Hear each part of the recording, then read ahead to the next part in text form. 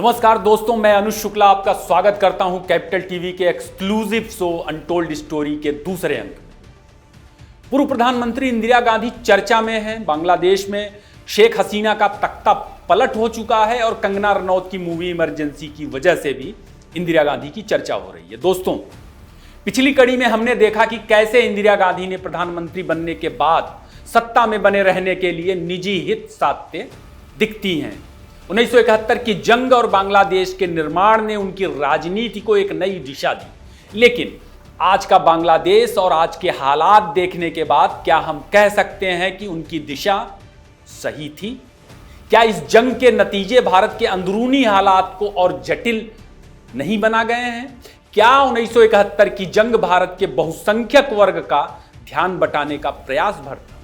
आज हम उस समय के पीछे के राजनीतिक और सामाजिक ताने बाने को गहराई से समझेंगे, जानेंगे कि कैसे इंदिरा गांधी ने अपने पिता नेहरू की नीतियों का अनुसरण किया और क्या वाकई में उन्होंने भारत को अंधी सुरंग में धकेल दिया। क्या बांग्लादेश बनाने का फैसला वास्तव में सही था? क्या बांग्लादेश बनाने के लिए भविष्य की चुनौतियों का ख्याल रखा गया, या यह भारतीय राजनीति का सबसे बड़ा भ्रम था? इंदिरा का एक पॉलिटिकल स्टंट भर था।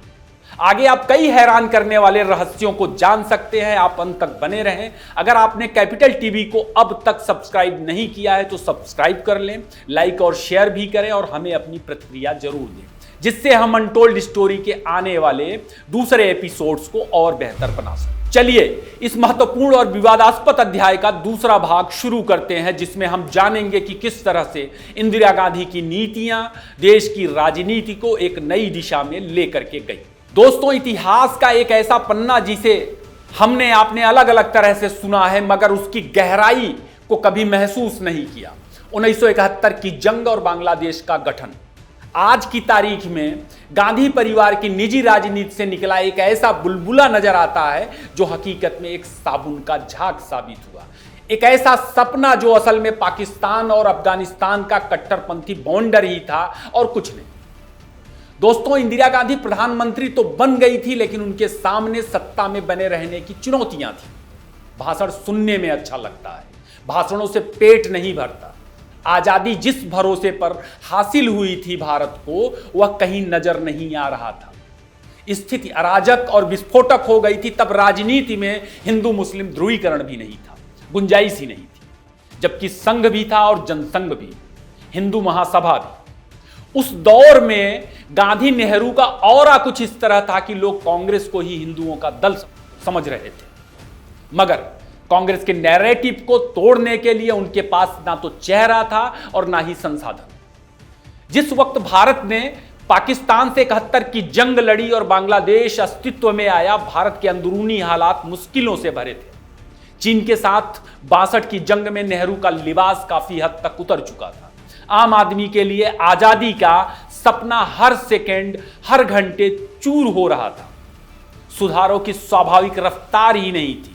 नेहरू के बाद शास्त्री ने 65 की जंग में देश को गर्व करने का मौका जरूर दिया। जय जवान जय किसान के नारे ने जोश भरा। फिर उसी जोशीले माहौल में इंदिरा गांधी की ताजपोशी हुई। लेकिन उनके आने के बाद कांग्रेस के लिए जमीन पर राजनीतिक चुनौतियां बढ़ती ही जा रही थी, जो निश्चित ही भारत के बहुसंख्यक समाज की पीड़ा थी। इंदिरा ने इसी बिंदु पर बड़ी गलतियां की। उन्होंने अपने पिता की नीतियों का अनुसरण किया। नेहरू तमाम सवालों पर वैश्विक घटनाओं का हवाला देकर बच जाते थे। महंगाई, बेकारी के सवालों पर नेहरू ने देश को कहा था कि यह कोरिया की वजह से, जबकि तब कोरिया के साथ भारत का कोई लेना देना नहीं था। संसद में नेहरू के बयान का जिक्र हो चुका है कि कैसे उन्होंने देश को गुमराह किया। जिस वक्त पाकिस्तान से 71 की जंग लड़ी गई, भारत कई तरह की आर्थिक सामाजिक समस्याओं से जूझ रहा था। तब भारत की बहुसंख्य आबादी भूखी सोती थी, पैरों में जूते चप्पल नहीं थे। बहुसंख्य आबादी के पास 2 जोड़ी कपड़े तक नहीं थे। महिलाएं बिना ब्लाउज के रहती थी। गरीबी का आलम यह था कि धोती के नीचे पहनने के लिए लोगों के पास निक्कर तक नहीं था। ना तो गर्म बिस्तर था और ना गर्म कपड़े।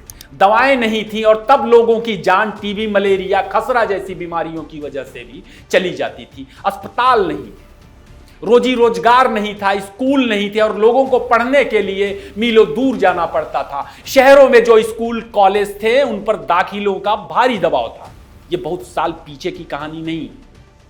भारत के अलग अलग हिस्सों में अलगाववादी ताकतें जोर आजमाने लगी। भूख, बेकारी और भेदभाव के सवाल पर नक्सल आंदोलन खड़ा हो चुका था। उत्तर पूर्व में ईसाई मिशनरीज अलग देश बनाने का हिंसक आंदोलन शुरू कर चुके थे। समूचे देश में भ्रष्टाचार चरम पर था। महंगाई आसमान पर थी, बेकारी का तो पूछिए ही। उद्योग धंधे नहीं थे जो रोजगार दे सके। खेती चौपट थी, इसलिए चौपट थी कि ज्यादातर जमीनें असिंचित थी। बेकारी का माहौल ऐसा था कि अनपढ़ों को छोड़ दीजिए, अच्छे अच्छे स्कॉलर्स भी नौकरियों की पहुंच से दूर थे। मुट्ठी भर लोगों को छोड़ दिया जाए तो शहर गांव सबकी हालत एक जैसी थी। 70 के दशक में बॉलीवुड फिल्मों में यह दृश्य खूब निकल के आए हैं। आपने उस दौर की फिल्मों में देखा भी होगा। नायक फर्स्ट डिवीजन ग्रेजुएट है, दर दर की ठोकरें खा रहा है, लेकिन उसे नौकरी नहीं मिल रही है। नौकरी उन लोगों को मिल रही है जिनके लिए सिफारिशें हो रही हैं या उन्हें मिल रही है जो नौकरी के बदले घूस दे रहे हैं। अब सवाल है कि जब देश की हालत ऐसी थी तो भारत ने पाकिस्तान को तोड़ने के लिए एक जंग पर 23 अरब रुपए क्यों खर्च किए? उस बांग्लादेश के लिए जिसका तालिबानी चेहरा आज की तारीख में बेनकाब हो चुका है।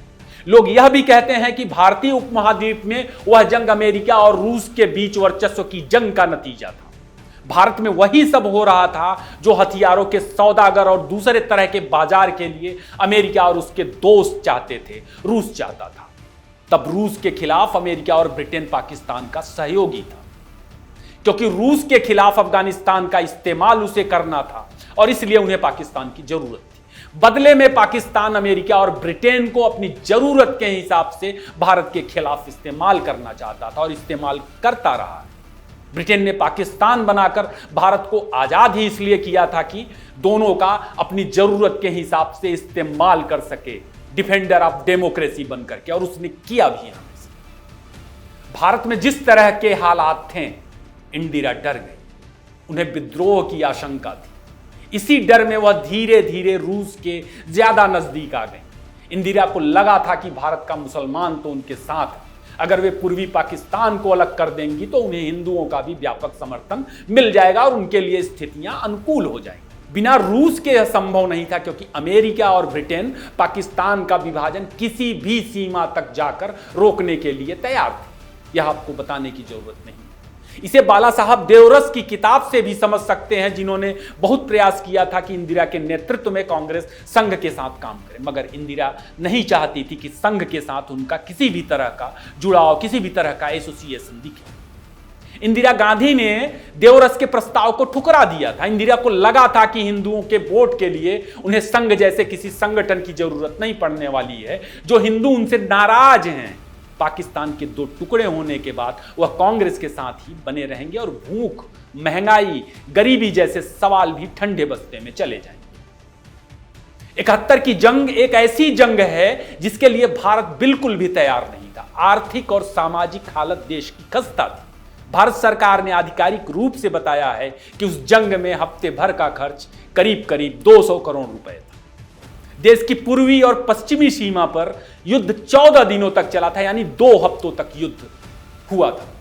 बांग्लादेश बनाने के लिए पाकिस्तान से हुई जंग में भारत ने करीब करीब 400 करोड़ से ज्यादा की राशि खर्च कर दी थी।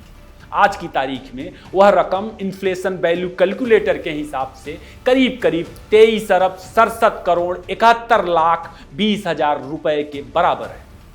आज भी लोग यह सवाल नहीं पूछ पाते हैं कि एक भूखा नंगा देश उस वक्त जंग पर अरबों रुपए क्यों खर्च कर रहा था।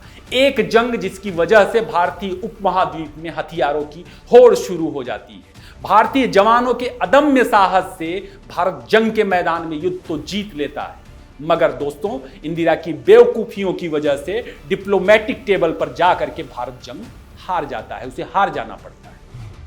भुट्टो के साथ इंदिरा ने क्या डील की थी जो भारत जीत कर भी हार गया, और बाद में शुरू हुई प्रॉक्सी वार में अब तक ना जाने कितने खरब रुपए और ना जाने कितनी शहादत देश दे चुका है। पाकिस्तान टूटने से चीजें खराब हुई तो सिलसिला चल निकला। जब इंदिरा दोबारा सत्ता में आई तो बहुसंख्य आबादी का ध्यान बटाने के लिए उन्होंने एक बार फिर से पंजाब को आग में झोंक दिया। पंजाब के खालिस्तानियों को अमेरिका, ब्रिटेन और कनाडा पालता है। क्यों? क्या यह सवाल नहीं पूछा जाएगा कि जो काम अमेरिका और उसके यार करना चाहते थे उसकी जमीन तो इंदिरा गांधी ने तैयार की। पहले भिंडरावाले को भड़काकर, फिर स्वर्ण मंदिर में ऑपरेशन ब्लू स्टार चलाकर। ऑपरेशन ब्लू स्टार का जख्म आज तक भरा नहीं। देखिए अब पंजाब को गांधी परिवार की पीढ़ी किस तरह कुरेद रही है। मकसद क्या है? 71 की जंग के नतीजे दो तरह से आए। एक, इंदिरा ने बहुसंख्यक वर्ग को लेकर के जो सोचा था वह तो पूरा हुआ, लेकिन वे मुसलमानों को नाराज कर बैठी। उन्हें भरोसा नहीं था। मुस्लिमों के बारे में उनका कैलकुलेशन पूरी तरह फेल रहा।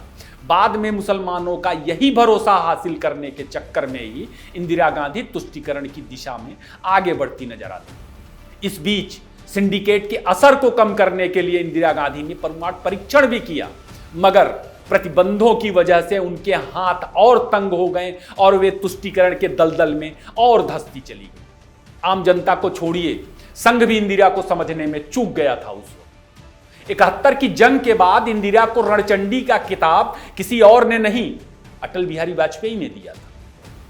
हिंदू संगठन और सत्तावादी राजनीति नाम की किताब में तो बाला साहब देवरस पाकिस्तान से जंग और परमाणु परीक्षण के बाद आपातकाल के मुद्दे पर इंदिरा का समर्थन तक करते दिखते हैं।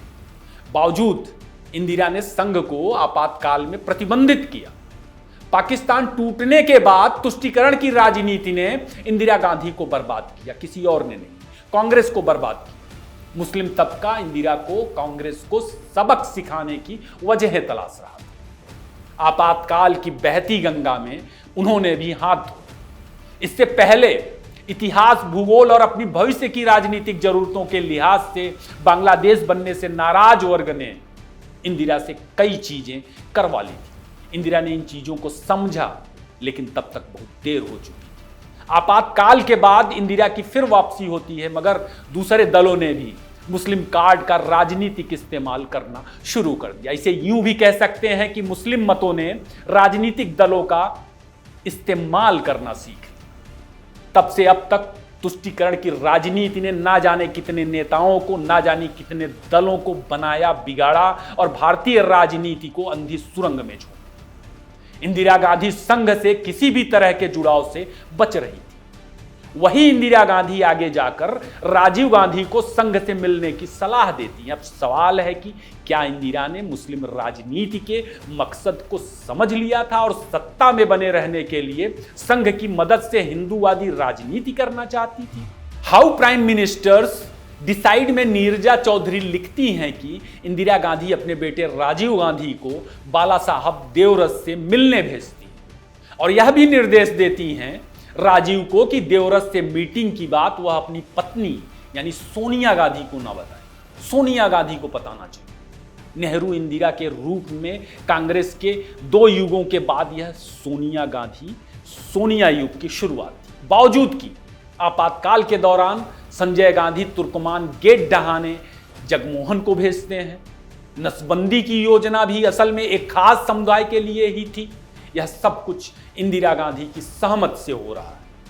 आपातकाल की वजह से इंदिरा को सत्ता से हटना पड़ता है। वे वापसी जरूर करती हैं। यह वह समय भी है जब भाजपा की स्थापना हो जाती है। तुष्टीकरण की वजह से आसान राजनीतिक सफलताओं की उम्मीद में तब कई दल अस्तित्व में आते हैं। कांग्रेस हिंदूवादी मुद्दों को भरसक उठाने की कोशिश करती है। शाहबानो केस में राजीव गांधी निजी तौर पर सुप्रीम कोर्ट के फैसले से सहमत थे, लेकिन मौलानाओं के भारी दबाव की वजह से वह डर जाते हैं और संसद में कानून बनाकर कोर्ट के फैसले को पलट देते हैं। राम मंदिर का ताला खोलकर राजीव गांधी फिर हिंदू मतों को आकर्षित करने की कोशिश में दिखते हैं और इसका नतीजा यह होता है कि मुस्लिम मतदाता समूह अलग अलग पार्टियों को तुष्टीकरण की राजनीति में इस्तेमाल करता रहता है। बाबरी का ढांचा भी टूटता है और कांग्रेस सरकार वर्शिप एक्ट लेकर के आती है। बावजूद जमीन पर कांग्रेस के हाथ राम और खुदा दोनों निकल जाते हैं। अब सवाल है कि बांग्लादेश बनने के लिए जंग क्यों करनी पड़ी? कांग्रेस ने देश को भरोसे में लिया कि उसकी वजह बांग्लादेश के आंतरिक हालात हैं। पाकिस्तानी दमन की वजह से बांग्लादेशी शरणार्थियों का पलायन हो रहा है। भारत पर शरणार्थी संकट की वजह से कई सारे दबाव बढ़ते जा रहे हैं और अशांत बांग्लादेश भारत की संप्रभुता पर, भारत की आर्थिक जरूरतों पर बड़ी चुनौती। जंग की लगभग यही वजह बताई। इसका समाधान यह निकाला गया कि पूर्वी पाकिस्तान को पाकिस्तान से अलग कर दिया जाए, सब कुछ सही हो जाएगा। क्या सब कुछ सही हो गया? आज का बांग्लादेश देखकर तो सवाल पूछा जाएगा, क्योंकि भारत पर 1947 के विभाजन का जो असर पड़ा वो आज तक खत्म ही नहीं। पाकिस्तान आंदोलन में महत्वपूर्ण भूमिका निभाने वाले इस्लामी स्कॉलर इसरार अहमद का बयान है कि पाकिस्तान तो भारत में इस्लाम के 1000 साल के निवेश का पहला नतीजा था। अगर पाकिस्तान 3 दशक के अंदर ही टूट गया, बिखर गया, तो इसने दूसरे नतीजे के इंतजार में बैठे भारत पाकिस्तान के ना जाने कितने इसरार अहमदों को दुखी किया होगा, क्योंकि उनका तो नारा ही था, हंस के लिया है पाकिस्तान, लड़के लेंगे हिंदुस्तान। अब यह सवाल भी हमेशा पूछा जाएगा कि क्या इंदिरा गांधी और कांग्रेस की मूर्खताओं ने देश को गुमराह करने के प्रयासों की वजह से देश अंतहीन अराजकता में फंस चुका है? 1947 का बंटवारा और नेहरू, गांधी और कांग्रेस की भूमिका पर बार बार सवाल होंगे। डॉक्टर अंबेडकर की चिंता सही साबित हो जाती है। एक किताब है पाकिस्तान या भारत का विभाजन, यह अंबेडकर के विचारों का संग्रह है। इसमें अंबेडकर ने कहा था, इस्लाम एक बंद निकाय की तरह है जो मुसलमानों और गैर मुसलमानों के बीच भेद करता है। इस्लाम का ब्रदरहुड मानवता का ब्रदरहुड नहीं है, मुसलमानों का मुसलमानों के लिए ब्रदरहुड है। यह आजादी के बाद ही दिखने लगा था। पाकिस्तान बनाने के बावजूद मुस्लिमों ने अपने लिए पृथक निर्वाचन की मांग की। कहां की? भारत की, आजाद भारत। सरदार पटेल ने उसे खारिज किया और कहा कि इसी मांग की वजह से पाकिस्तान बना है, आप चाहे तो वहां जा सकते। डॉक्टर अंबेडकर की अगुवाई में संविधान सभा ने एक समान नागरिक संहिता के रूप में महत्वपूर्ण प्रावधान संविधान में दिया।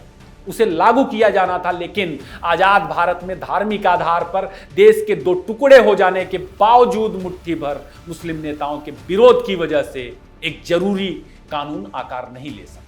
उल्टे तुष्टीकरण को बढ़ावा देने वाले फैसले लिए गए और इसके लिए संविधान तक बदला गया। कुल मिलाकर इंदिरा गांधी कोई आयरन लेडी या रणचंडी नहीं थी।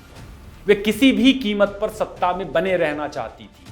आयरन लेडी के रूप में इंदिरा गांधी का जो भ्रम फैलाया गया था वह 5 अगस्त 2024 को हमेशा हमेशा के लिए खत्म हो गया। बांग्लादेश वही था जो वह हकीकत में था। शेख हसीना से पहले कम से कम आधा दर्जन कोशिशें वहां पहले भी तख्ता पलट की हो चुकी हैं।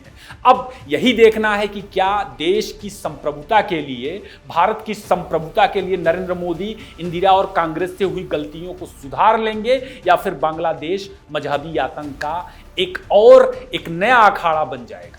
आज के अंक में बस इतना ही। दूसरा पार्ट आपको कैसा लगा अपनी प्रतिक्रियाओं में जरूर बताएं। आप मुझे फेसबुक और ट्विटर पर फॉलो कर सकते हैं। कैपिटल टीवी को भी फेसबुक और ट्विटर पर फॉलो करना ना भूलें। कैपिटल टीवी को लाइक करें, शेयर करें और सब्सक्राइब कर लें।